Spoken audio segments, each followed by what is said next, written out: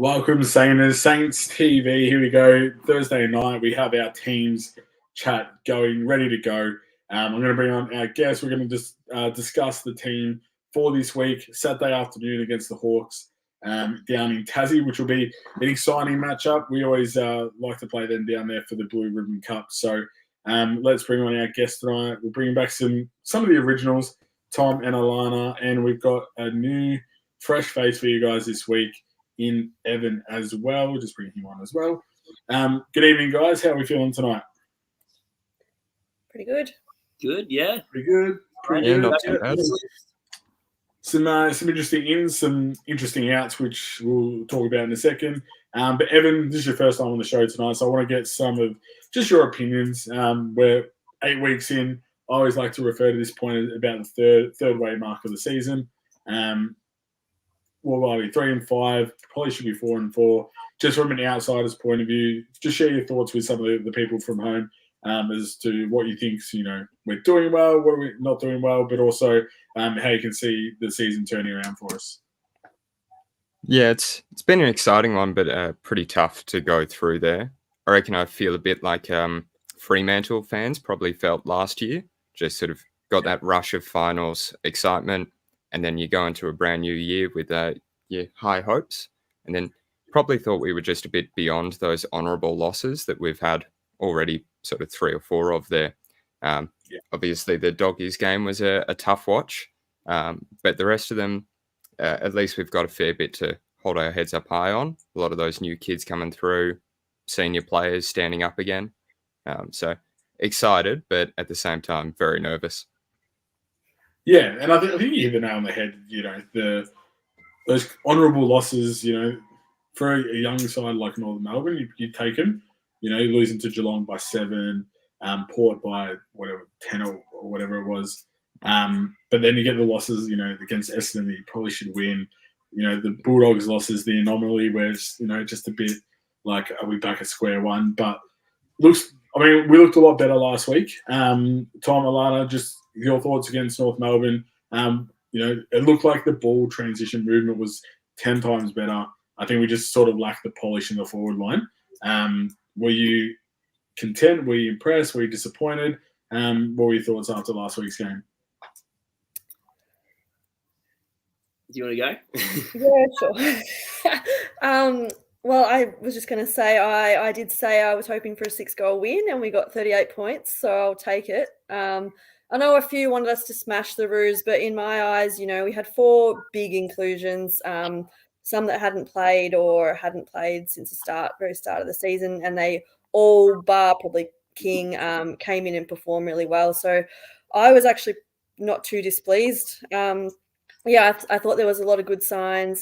Still a lot to work on, but we're a young team who are building. So I think I was pretty okay with the win, provided that we back it up again.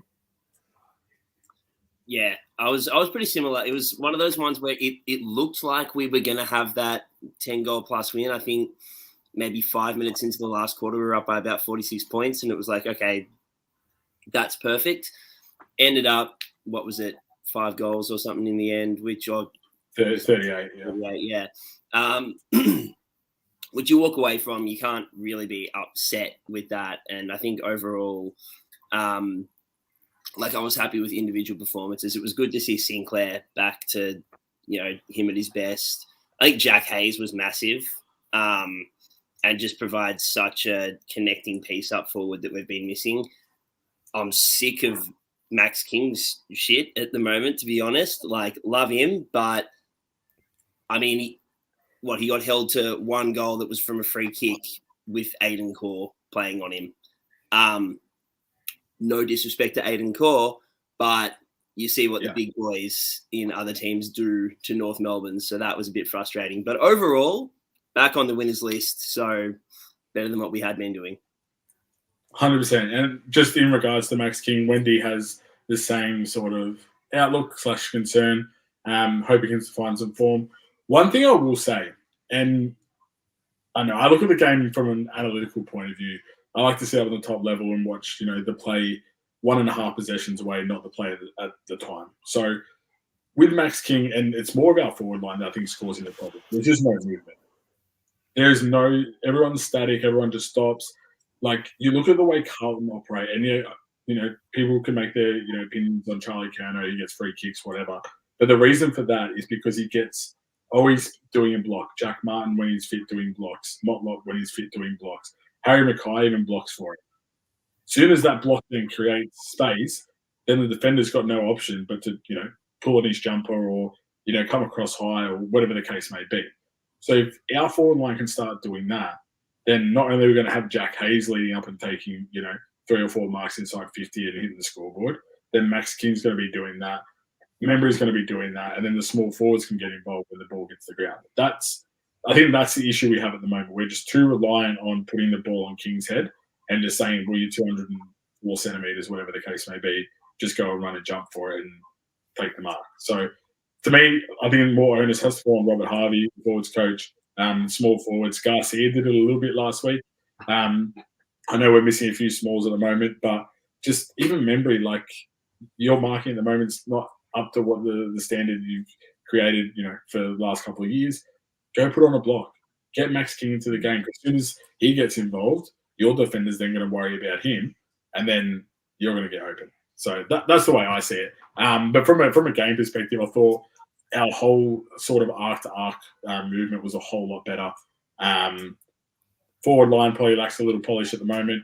Probably should have won by 60, 70, which I would have been more impressed with. But even talking to Seb down in the rooms, I know Jake did an interview with him, but prior to that, I said to him, I was like, look, it was probably a game that you're a little bit complacent without, dominating but being comfortable. He's like, yeah, pretty much.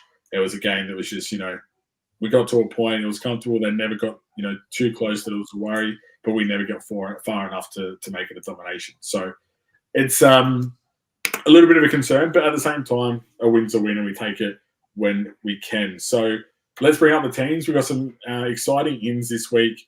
And I'm going to jump to you first, Evan, because, again, you're one of a fresh newbie on the show. Liam Henry is back in for his first game back since the Collingwood. Actually, I'm going to bring up the right one. There we go. Perfect. Since the Collingwood game in round 2, after he did his hammy, he's back this week, as is Ben Patton, who's a little bit of a surprise, which I'll go through in a sec. But first of all, Evan, Liam Henry, how important is he this week? Yeah, I reckon that's 2 weeks in a row now we've had some really exciting ins. He's going to be really important for that forward movement you're talking about there, just putting that extra pressure on compared to what we've had recently. I'm not surprised Matty is out of there. I was having a look.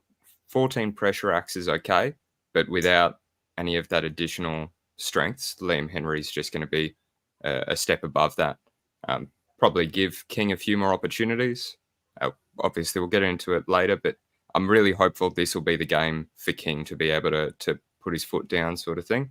Obviously, Hawthorn a bit depleted there as far as tall defensive stocks. So hopefully between King and Hayes and Liam Henry, they can put on that forward pressure that we've just been missing. 100%. I mean, we touched on King quite a bit, and I think rightly so. But Alana, with Sicily out, which is a massive out for the Hawks, how much does this importance of King just elevate? I think we would all be disappointed with just a 2-goal performance here. Oh, absolutely. Sicily out is just like, yes, come on, biggest opportunity. Like he dominated that game last year, pretty much won him the game. Yeah. So when I saw his name come up on the outs, I was like, you beauty. Not that I want to get carried away and act like we're going to win this now, because I know the Dogs lost Libber and that didn't make any difference. So I don't want to jump the gun. But in terms of our forward line and King, he just needs to get himself involved in the game, and whether that is going up the ground for a cheap kick, or like we saw that in the last quarter where he sort of moved further up the ground, took that contested mark and did a few nice things, even just laying a few tackles. I think if he can just do that a bit earlier, get his confidence up and then swing back forward and hit the scoreboard, I think, that's something he needs to do. I've just been a bit frustrated with him just I think he just sort of acting like he expects it to happen. And I don't know if that's sort of a juniors thing where he used to park himself in the goal square and just dominate. He can't do that at this point in time. But against Hawthorn, what an opportunity without Sicily. Like, he's so important to Hawthorn. So, yeah, bring it on for King. Absolutely. Now, Tommy, we saw Jimmy Webster come back last week, who I thought, barring one bad kick in the first 10 minutes, where he looked a little bit under pressure, he was absolutely fantastic. I think he had about 8 or 9 intercept marks. Absolutely crucial for that back line. Allowed Stocker to be a little bit better as well. Now we get Ben Patton in, who's much the same as those two. Small defender, can maybe go on the outside on the wing a little bit as well. How do you see those three lining up? There's a comment here I'm going to bring up from Adam as well, just with Patton coming in. Love Stocker in the middle. We need a bull like that, like Cripps to Goey.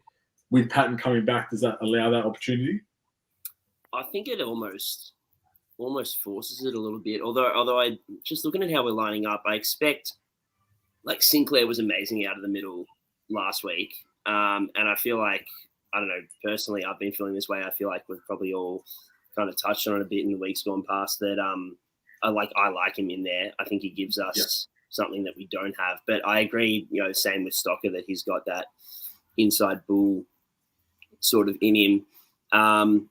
It's interesting to look at those ins because you look at our bench and we've got Webster and Patton both sitting there, assuming that neither of them are the sub.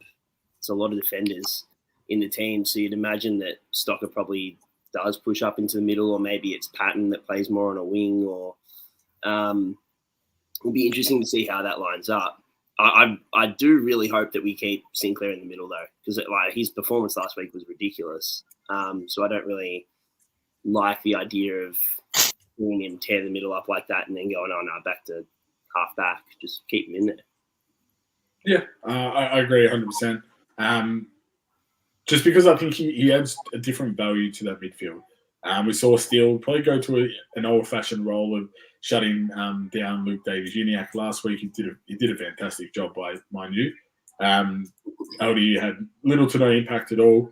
And then it allowed, I think, Naz had a really great game, Sinclair as well. Marcus Windhager's only getting better and better. Now we throw a bit more speed in. We've got Hill there. Mason Wood was fantastic. Liam Henry comes back. I think the mix is getting a lot more different. There's a lot more X factor to what we saw in the first couple of weeks, and sort of probably the reason as to why we beat Collingwood at the G, to what we've sort of seen over the last couple of weeks, where it's a little bit stagnant, a little bit slow, and the transition hasn't been all that great. For those that are watching at home, I just want to get your thoughts on Liam Henry. He's played a couple of games for us. What does he add value to our team? What are you looking to see from him this week as he makes his return? Let's talk about the outs. Ryan Burns, not surprising. He was the sub last week. So he didn't really get much of an opportunity either. So not too surprising there. But Mateus Philippou has been dropped. Going back to the seconds. Good call or bad call? Start with you, Evan.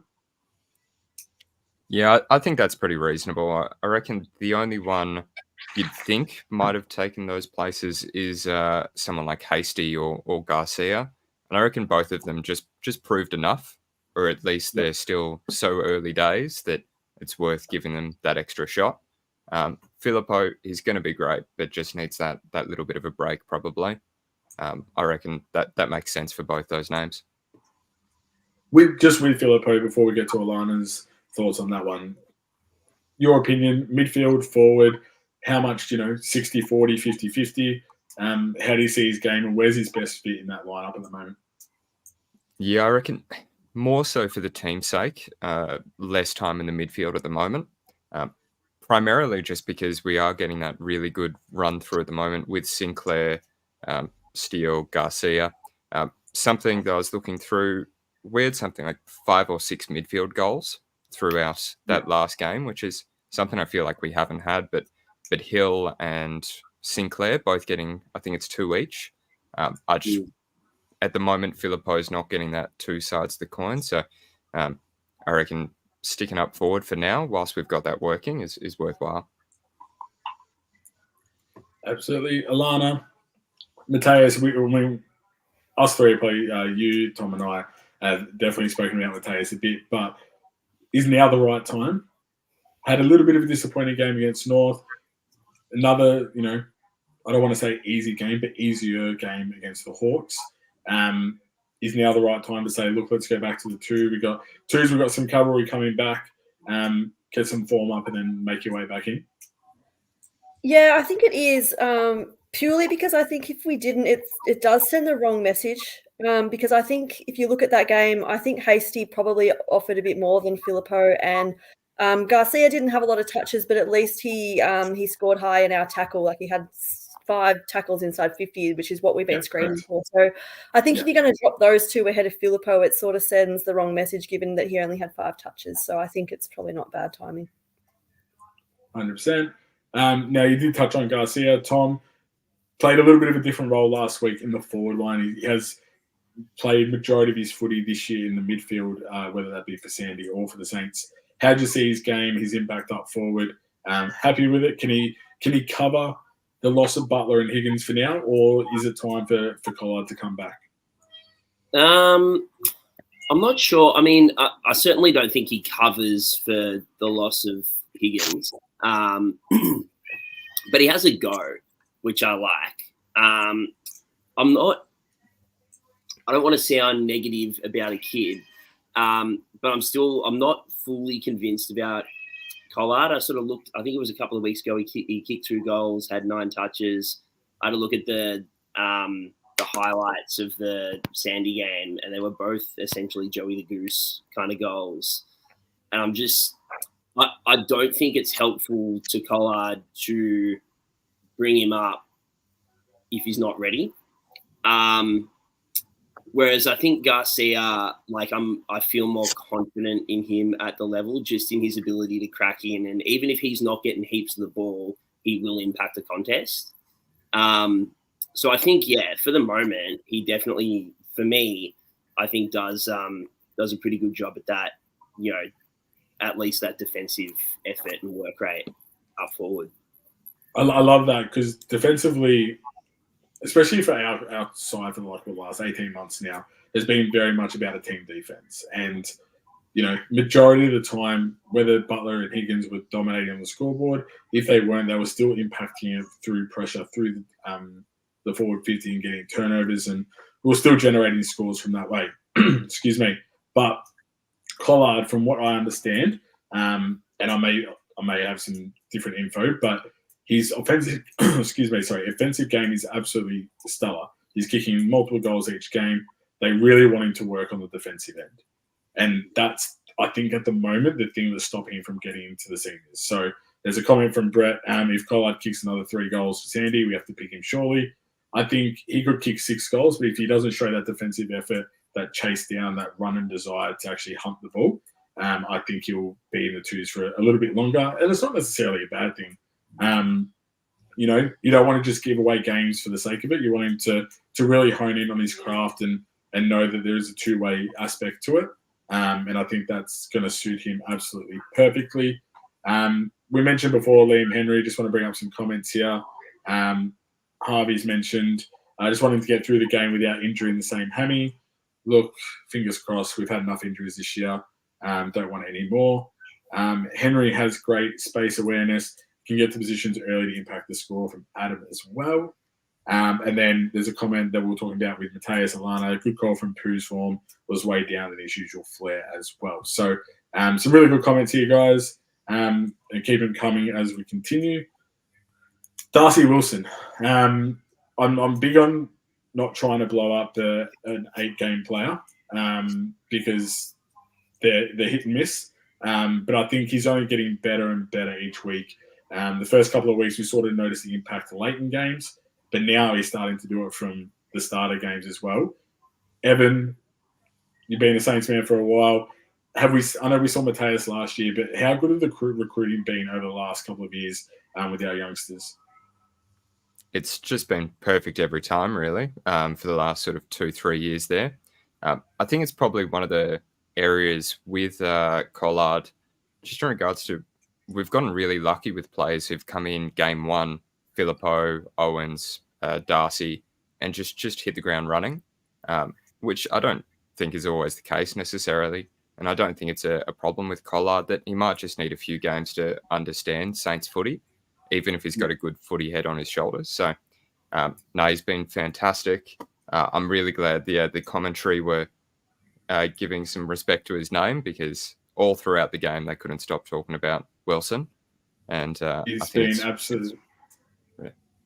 Yeah, it looks like you just lagged out there. Sorry, mate. But yeah, you're right. His athleticism, his use of the ball, goal kicking's really, really good. He's got a really good goal kicking technique. Comment here from Gus saying he's got an athlete in Wilson, endurance and speed, reads the game well, going to be a special player. Sort of just finds he's in the right spot at the right time. Alana, again, Naz plays his 50th game this year. He's still class one of the babies of the group. How good of our youngsters, and what's the limit here for the young brigade? Oh, that's the most exciting part. And Darcy Wilson just ticks all the boxes. He's courageous. We saw that on the weekend. He kicks goals. We saw that. Anytime he gets the ball, you're just excited. You just know it's going to end up in good hands. Like, he's just got such a smart footy brain. And then, the likes of Naz and even I'd still consider Henry fairly young. And I guess the fact that he's just new and exciting, I think Prue will be fine. Same with Owens. He's a bit down on form, but I think he'll be right. I think as well, just getting them all to gel and play together, like getting the games in these boys together is the most important thing, just so they can build that chemistry and understanding. Like, you look at a team like the Giants and even Carlton now, we've had a couple of years of that. They're just really starting to know where each other is. And I think we're seeing that a little bit with Naz and Hill now. And that's only going to grow, the more we can get games into these kids. And I think that's why it's important to keep playing the Hasties and the Garcias while they're still ticking some boxes, and just get as many games together gelling, because that's what's going to get us moving forward in the right direction. Absolutely. Before we go to some more comments, Tom, I want to take our attention from a young, fresh 8-game player to one of our veterans, Bradley Hill. On the verge of a reported 3-year extension that's going to come through over the next couple of weeks at the end of this month. His leadership, there's been some articles from Liam Henry, Naz, especially as we enter Sir Doug Newell's round over the coming fortnight as well, of the impact that he has, not only on the field, but also off the field. I sort of get your opinion. Were you a little bit of a critic when he had made the change over to the Saints, and has that opinion now changed with what we're seeing this year? Yeah. When we first got him, the output that we were sort of seeing on the field, I was pretty critical of.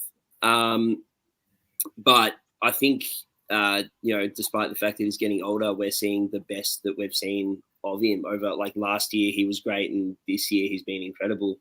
So I couldn't be happier with how he's playing, and I wouldn't have been saying this probably a couple of years ago, but stoked to hear that we're, hoping to extend him. And I think a big part of that as well is what you touched on, off the field, what he brings to the group. He really does. He seems to be such a team player, particularly with the Indigenous boys, but just with everyone in general. One thing I've noticed about him is that he loves when someone's lining up for their first goal or their first goal back from a long offset of injury or whatever. He is always the first player to get to them after they've kicked it to celebrate, because he just and that to me really rings true of just how much of a team-oriented player he is, how much he loves getting around the guys. So yeah, I couldn't really speak more highly of him, not only for how he's playing this season, but just the team sort of oriented guy he seems to be. You touch on that little bit there where, someone kicks a goal, their first AFL goal, or, it happened on the weekend twice. So we had Jack Hayes coming back from injury. He was the first person to jump all over him and really create that togetherness there that from an outsider can say, okay, well, looking at that, there's no, chemistry issues. That every player that's got the jumper on is playing for the logo on the front rather than the name on the back. And that everyone wants to be there. They're willing to put in the work. And then same situation, I think it was the second quarter when Angus Hastie kicked his first. Cal Wilkie was the one that instigated it. He called everyone. I think there was a player on the wing and he was literally yelling and screaming to come over and sort of enjoy the sort of festivities of, celebrating the first goal of an AFL player's career. So it's just those little things that aren't, people probably think it's nothing, but within the grand scheme of things, that's what creates a really healthy environment, a really healthy sort of structure within the football club that leads to on-field success. So I think it's an absolutely perfect time to re-sign him. 3 years, maybe a little bit too long, but I would have been a little bit happier with 2. But definitely a great signing there. Evan, get your opinion. Josh Battle, not on whether he's staying or going, but how have you found his form this year, Josh Battle? Yeah, I certainly hope he's staying. That's for sure. He's a local boy. I hope he sticks around at the club, but he's really reinvented himself the last couple of years. Gone from being a decent half forward to one of the best defenders in the league. So that unit with Howard being back in a bit of form, Wilkie just being solid and Battle back there, you can't ask for much else. So I certainly hope he stays. Yeah, no, absolutely. Again, from my understanding, it's probably a management push just to try and get a bit more coin. He's got a fresh newborn that's 2 weeks old, so he wants a long-term deal that's going to.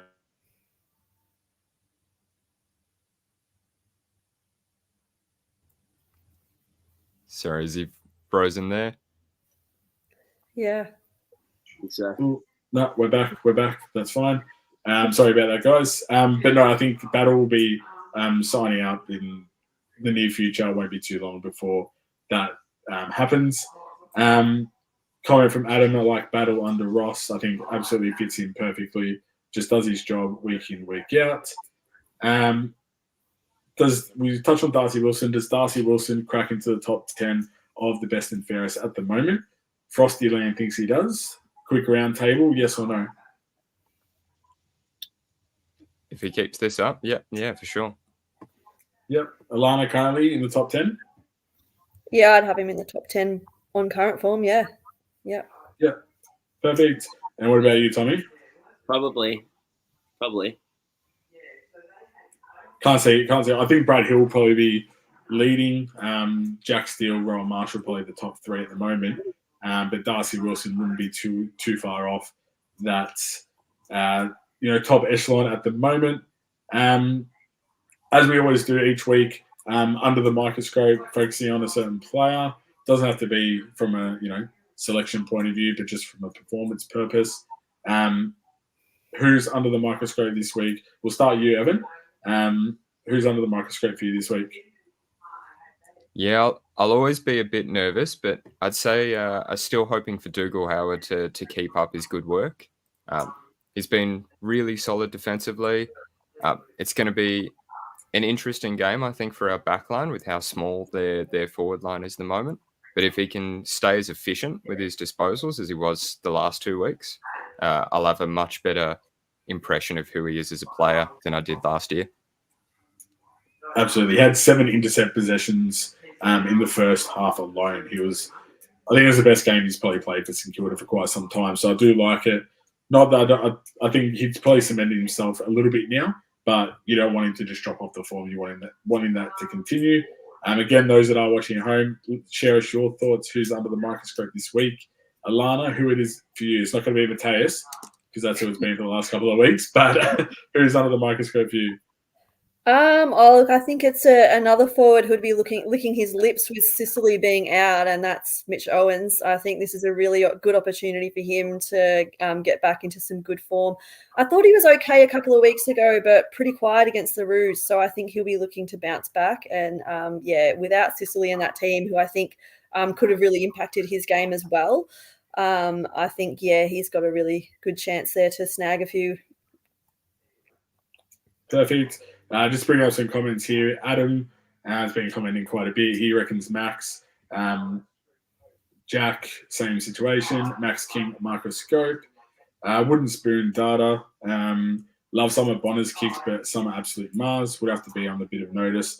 And given the patterns back, there's sort of 4 or 5 small defenders now that are probably under a little bit of pressure. Jack also mentioned, I'll say Max King needs a big game, or might do with him what they do with Pooh as well. Tom, you went for the forwards last week. Who's under the microscope this week? I feel like I have to say King again, and I'm worried that it's going to be stealing yours again. 'Cause Actually, not. It's not. I'm going to go for the partner, but you go with King first. Rain on King then. Just kick a bag. Just kick it back. Like, work up the ground, get yourself involved. Don't get kept to one goal by, with all due respect, mediocre defender who gets bags kicked on him week in, week out. We need to see more. And, like, I really wouldn't be surprised if King doesn't sort of snap out of the poor sort of run of form that he's been on, despite how crucial I do think he is for our structure up forward and moving the ball up the ground. I wouldn't be surprised if Ross dropped him at some point just to send a message if he doesn't start to pick that form up. I just want to sort of touch on a little bit. I know we touch on Max quite a bit, and I think it's warranted as well. But you say kick a bag, which I like it. What does he have to do for that to happen, though? Is it all on Max? Is it all on the forward line? As I mentioned, is it a combination of ball use coming in? Like, and it's easier for us to sit here and be like, just kick 7 goals, man. Like, just do it. It's not hard. But what does he have to do for that to actually occur? Yeah, no, it's a fair point. And it's one of those things that's hard to tell. It's hard to tell, is the issue that Max isn't presenting enough, putting on, making enough leads, putting in that work, or is it that he's doing that and the kicking into him is horrible, or he's not getting, his teammates aren't helping him out? It's hard to sort of know what the causal factor there is. So I don't really know. It is easy. I agree with you. It is easy to sit here and just criticize him because he only kicked one when, he could have been on for 5 if there was better delivery potentially. But yeah, I guess, so what he really needs to be doing is just making sure that he is, leading up and back, putting in the work, getting up the ground. I think what Alana said earlier was a really good point. If he can push up and get involved early, get a couple of touches on the board, a couple of marks, because he seems to sort of, once he's clunked one, he doesn't stop clunking them. And then he looks like, the next coming of Tom Hawkins. So if he can just get involved in the game early and then ride the confidence from there. Yeah, and it wasn't the way I asked that was more to sort of get more of an opinion, because I agree with you 100% wholeheartedly. I think it's a combination of not only him just needing to put in the effort. I mean, there's some comments here. Adams needs to use his height, try to wrestle and chest mark against the Roos, lead and jump, wooden spoon, much same situation again. Needs to run at the ball, and that's what we saw Jack Hayes do. Been saying that, as I mentioned earlier, I like our forward line to help him out. It's a bit of a partnership. You've got to work to get your main man going. Once he clunks 1 or 2 in the first quarter, game over. That's it. He's going to be clunking for the rest of the game. He can't wait until the 5 minutes to go in the last quarter to do it on a wing where the game's over and done, and it's nearly pointless. So I do agree, Max King under the microscope. As I mentioned, I'm going to go for his partner, Tim Membry. I think he really needs a big game, and it's not even from a scoreboard perspective, because we've got Jack Hayes, King, Membry. Our midfielders chip in a little bit. Darcy Wilson's up there as a small forward.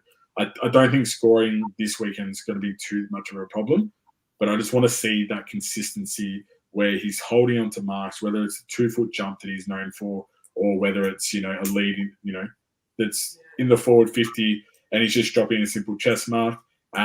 His work up the ground. I think he was better last week. There was a passage where he sprinted from one wing to the other to really get the outlet transition ball, which that's stuff that's not on the score sheet, but it's something that frees up for a Max King to then go through and dominate as well. So just those little things that I really love to see him put back into his game. We probably saw it maybe the first couple of weeks, but since then it's been a real drop off of disappointment for Membry. So he's on my microscope this week. And if he doesn't perform, then probably look for either Caminiti or Sharman to maybe come in and replace him next week against the Dockers, because they have a much taller forward line. Let's talk about a few players before we finish up that didn't get selected this week. First, Paddy Dow. Going to jump to you, Evan, again. 2 weeks in the Sandy now. Is it fair? Give him another week, or were you sort of expecting to return this week? I reckon if there's a week to skip, it might be this one, and to get him straight into the Freo where the midfield is the strong point. I wouldn't be surprised if next week we lose a Hasty or a Garcia for Dow, someone who's had a few more games under their belt. But at least for now, we're just blooding those new guys just for one more game at least. Give Dow a little bit more time to recover and let us practice at the same time without sounding too rough to Hawthorn's midfield, which can be very damaging there. They can be dangerous. They can also be very inconsistent as well. Newcomb, Warple. Not a good year for Newcomb. Jarman Impey on the back half there. Will Day had a rarely returned from injury last week, and he didn't have a great game, but he and Sicily were the two mainstays in that win that they had against us last year. So absolutely, I think the midfield can be dangerous, but our midfield can also do the same thing. So I like what you mentioned though, Hasty, Garcia. They're probably getting close to that point where when the cavalry comes back, you got Paddy Dow, not far away. Hunter Clark, I know he got re-injured, but from what I hear, it's good news. And he's possibly back in a week or two. Brad Crouch is back full running again, so he's not far away. So already that pressures, for spots is coming back, which I think is the healthiest part that we've missed. Having that competition for depth. Alana, Paddy Dow, but also that Brad Crouch and those factors. Are you excited for Paddy Dow to come in, and do you think it should have been against the Hawks, or again, are you like Evan, much happy to wait till Freo? Well, I did watch the Sandy game on the weekend, and to be honest, until the last quarter, he wasn't really impressing me all that much. His last quarter was quite good, so if he can do that for 4, then I'd say he's ready. But until he's dominating a game and basically knocking down the door, especially we just had a win against the Roos. I think you're probably not going to make that change until you have to.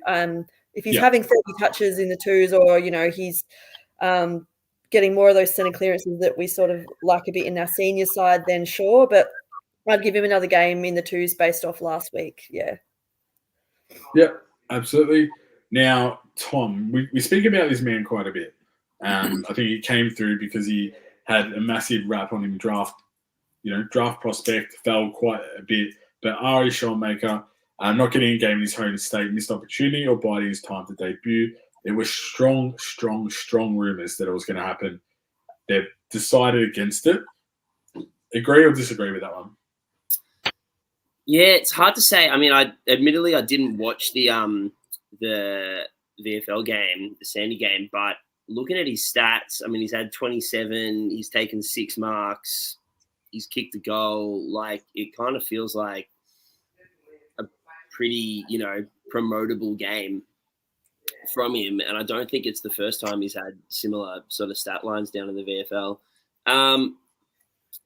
But at the same time, the question you've got to ask then is, who would you drop? And particularly, that was exactly what I was thinking. A position like you're not dropping Battle, you're not dropping Wilkie. He's probably not big enough to play the role that a Dougal Howard plays. So that's the issue, I think. And I'm not really someone who subscribes to the idea of giving people games just for the sake of giving it to them. I think you've got to reward effort, but you've also got to pick the best team to win the game of football on the weekend. 100%. And I do like that comment in regards to, we're not here just to play sheep stations and just whatever, whoever's, the coach's pet at the time gets the free game. I do like, hone in on your craft, get better and better each week. And then, once you've earned it, you'll know that you've earned it. Comment here from Jack, because I was thinking the exact same thing. Bonner for Ari. Both sort of similar players. Bonner's probably a little bit quicker, a little bit more better as a ball user, more experienced veteran on the field. But Ari's a beautiful kick. He's a beautiful intercept mark. Then 100%, I think that would be nearly a like for like replacement. But I think, as Adam's just said here, if we were 5-3, Ari would get a run. I think given that we're sort of on a tightrope at the moment. Not the end of the world, but massive couple of weeks coming up that we need to win. Get your best players in, and then get the others to hone it on their craft. So, look, I think from the outset, the last couple of weeks, the ins and outs have been absolutely warranted, probably pinpoint accurate, if I'm completely honest, if I was in Ross's chair. Comment here from Wooden Spoon, I'll just touch on quickly. Do we see Keeler at any time soon? I don't think so. I think he's sort of probably 3 or 4 back in that back line as it stands at the moment. But they're giving him time to sort of develop a little bit in the twos. He's got some real good athleticism. And who knows, with a few injuries, he may actually get a run at it as well. So, as I said, absolutely pinpoint at the moment from Ross and the selection team. I think we're in really good steady to have a really good crack this weekend. Evan, if we're winning, you can say yes or no. No biases at all here. But how do you see the game go on Saturday, just before we finish up? Yeah, nervous as always, never confident, but I'd put money on a win for this one, hopefully. Just quickly in regards to the backline there and Ari, I reckon it might be a bit of a height issue, potentially even. I'm struggling to look at their forward line and see who's really above 190 sort of thing. And we're already rocking there with Battle, Howard and Wilkie as those taller defenders. So I reckon if our backline's going to hold up this time, it's pretty rare for us, but it's going to be our smalls that are really holding down the fort. I reckon the mix of, Patton back there, Battle, Webster, it's going to be really important to keep on top of that with their layout. And I think that might be why they've got Patton back in. I think it was a bit of a surprise, especially for me. I didn't expect him to come back in so quickly. But they've got Bruce, they've got Watson, they've got Ginnivan, they've got Hardwick, who plays as the defensive forward as well. So we probably need that extra small defender, as you said. And I really want Webster to really hone in on Bruce. He always has a game against us. I don't know how he does it. He just manages to kick 4 or 5 every time, and it drives me insane. So we can limit his impact and really limit him to 2 goals max. And same as Guinea and Gunston, then they're going to really struggle to find some goal kicking avenues, which is good. Alana, how do you see this week? Yeah, I was going to mention, can we make sure we stop Bruce? Because I'm pretty sure he kicked six on us last time, and I think that was Webster, which was going to bring me to my point of maybe that's why we bought in Patton as that extra go-to. Like if Jimmy fails, maybe Stocker fails, let's throw Patton at him and see what happens. I don't know. But number one, shut him down because, as you mentioned, he always kills us. And then I think it's probably won and lost in the midfield. They're a bit hot and cold, their midfield, but on their day, they can look really good. And I was a bit annoyed that they beat the Dogs and got their confidence up. I kind of wanted the Dogs to come back and cruise home. And I don't know what difference it makes, but I think they go into this game now with a little bit more confidence. So I just hope we nip that in the bud early. Our midfield continues on. I think I really like Windhanger's game last week too. If he can keep building on that, I think our midfield's starting to look a little bit more promising than it was earlier in the year, especially with getting the likes of Henry, who can go through there. Playing Sinclair in there is a must. So yeah, all those things, a bit more X-Factor in there. I think we're on our way. Yeah, absolutely. And my overview comes out tomorrow, but I touched on their midfield, especially. They lost the clearances last week by, I think it was 13 or 14. So they got absolutely dominated by the Bulldogs mids. They were just able to control the game, limit the inside 50s. So if we get the ball in enough, then we're going to be comfortable. We just need to really shut down their transition and stop those, little cheat goals that they can sometimes get, especially with those small forwards. Last week, efficiency inside. So they've got some really good, goal kickers. So they need to limit that as well. Tommy, your last. What are we thinking this week in the Blue Ribbon Cup? Yeah, I think we get it done. I do have a little bit of PTSD from being at Marvel Stadium last year, watching us lose a game that, watching us clutch defeat from the jaws of victory. It was specialist St Kilda. Wasn't it the subsequent round as well, like round 9, Sir Doug Nicholls round? It might have been, yeah. I think it was If round someone one. knows that's watching at home, I feel like I might be on here, but if I'm wrong, let me know. But I feel like we were wearing the black, yellow, and red Indigenous jumper, and I walked out and I was absolutely fuming. You're right. To be honest with Yeah, you, you're right. I'm right. Yeah, I think I remember that too.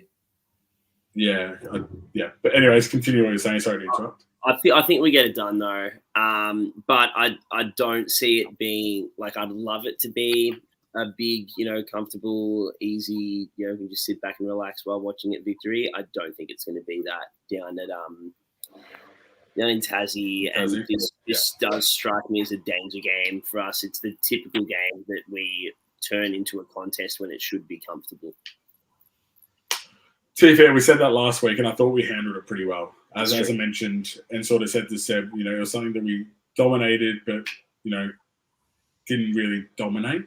It was comfortable, but without that extra score on the scoreboard. If they can again, 40-point wins, they're still handy. And I mean, percentage-wise, the bigger the win, the better it would be. But it's more the form for me that if we can continue. I thought our transition game, as I mentioned earlier, was a lot better last week. Link-up plays, getting Hayes on the run in the leads and really hitting the scoreboard. I think at one point we were 14-8 or 14-9, which is what sort of separated us, for that 50-point margin that it was. Then I can't see us, losing this game this week. But you're right, it's a danger game. We can't go in any game now thinking it's going to be an easy win. We didn't win the games that we were meant to. We don't have the luxury of doing that. So, we win this, we go to 4-5. The season's starting to look a little bit, better, a little bit more promising. Cavalry coming back, and hopefully, getting to the halfway point, we can really make a run on to September in the back half of the year. So that's all from us tonight, guys.